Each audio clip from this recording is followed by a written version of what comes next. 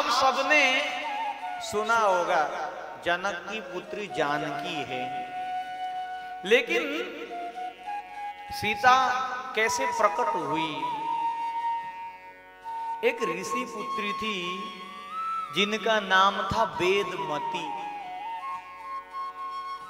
वेदमती तपस्या कर रही थी। उसकी सुंदरता को देखकर रावण उसके पास में गया और रावण ने तपस्विनी वेदमती के हाथ को पकड़ लिया।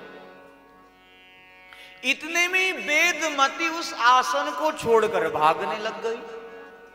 अब जैसे ही भागने के लिए लगी, हाथ तो रावण पकड़ नहीं पाया, लेकिन वेदमती की चुटियां बड़ी लंबी थी, उस चुटियां को रावण ने पकड़ लिया। वेदमती ने अपने कमर से खंजर निकाला, उस चुटिया को काट दिया और कहा, हे रावण, मैं तुझे श्राप देती हूं, यही चुटिया तेरा खून पी जाएंगे, तेरा खून पी जाएंगे।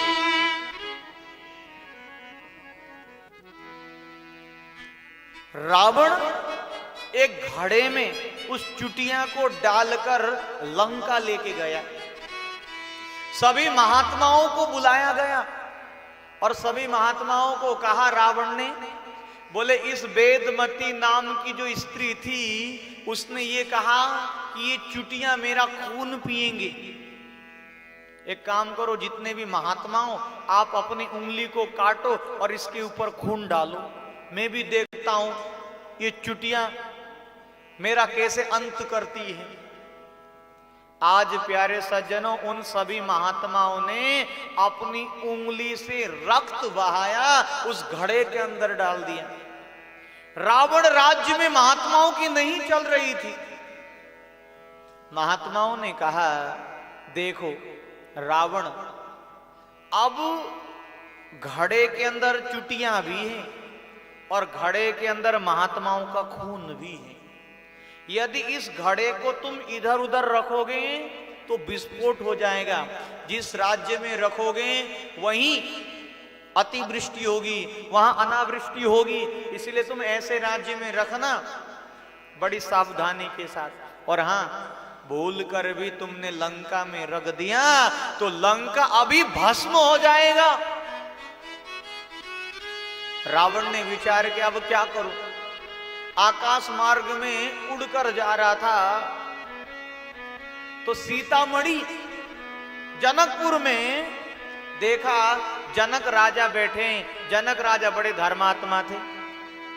उनके राज्य के पास में किसी जमीन में उस घड़े को रावण ने दफना दिया और रावण चला गया। अब घड़े में तो खून है महात्माओं का, घड़े में वो चुटियां भी हैं। अब जनक के महल में बारिश होना बंद हो गया, वर्षा होती नहीं। महात्माओं ने कहा, हे जनक राजा, अब आपको स्वयं किसान बनकर खेत जोतना पड़ेगा और आप जोतोगे तभी कुछ हो सकता है।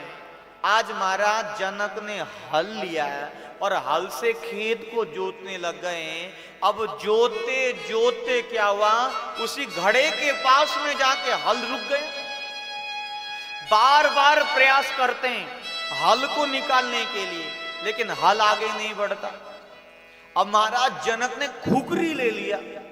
नेपाल में खुकरी मिलती है। उस खुकरी से जैसे उस घड़े के ऊपर प्रहार किया, देखते ही देखते महाराज वो घड़ा फूट गया। घड़े में पहले एक चुटिया, वहां वेदमती की चुटिया वहां पहले से ही पड़ी है और आसमान से एक दिव्य ज्योति आई और वो जो दिव्य ज्योति थी वो ज्योति उस घड़े में मिल गई। तो उस घड़े में मिलते ही वहां एक कन्या रोने लग गई। जनक ने देखा कौन रो रहा है, तो घड़े को निकाल कर देखा तो वहां एक कन्या रो रही थी।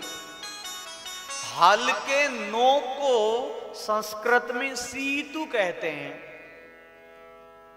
तो ये सीतू से प्रकट हुई है, इसलिए जनक ने इनका नाम सीता रख दिया। बोले सीता माता